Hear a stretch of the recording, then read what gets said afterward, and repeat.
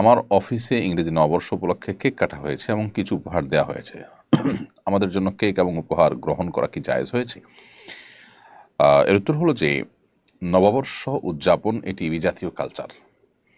অগ্নিপূজকদের থেকে এই কালচারটি শুরু হলেও এখন সেটিকে ধারণ করছে খ্রিস্টানরা। নানা কুসংস্কারাচ্ছন্ন বিশ্বাস থেকেই মূলত কালচারের শুরু।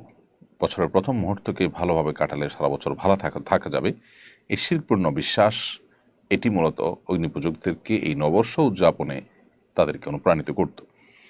তো সেরকম একটি ভুল এবং কুসংস্কারাচ্ছন্ন বোধ আকিদার উপর নির্ভর একটি বিশ্বাসকে কেন্দ্র করে আনন্দ অনুষ্ঠান করা, তার জন্য ভুরিভোজ ইত্যাদি করা, এটাও সেই দৃষ্টিকোণ থেকে নাজায়েজ। এবং এটাই কেন্দ্র করে যে কেক কাটা হয়েছে, উপহার দেওয়া হয়েছে, বিশেষ করে নববর্ষ উদযাপনের যে উপহার সেটি একজন মুসলমান হিসাবে অ্যাভয়েড করাই হলো আমাদের কর্তব্য।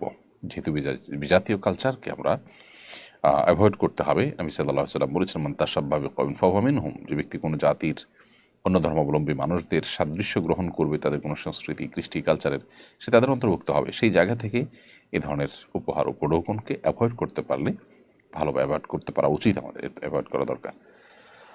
তারপরও যদি নববর্ষ উপলক্ষে, জাস্ট নববর্ষ উপলক্ষে অনেক উপহার উপঢৌকন দেওয়া হয়, সেটা নববর্ষের প্রথম প্রহরের উদযাপন ঠিক নয়, যেটা অগ্নিপূজকরা করে।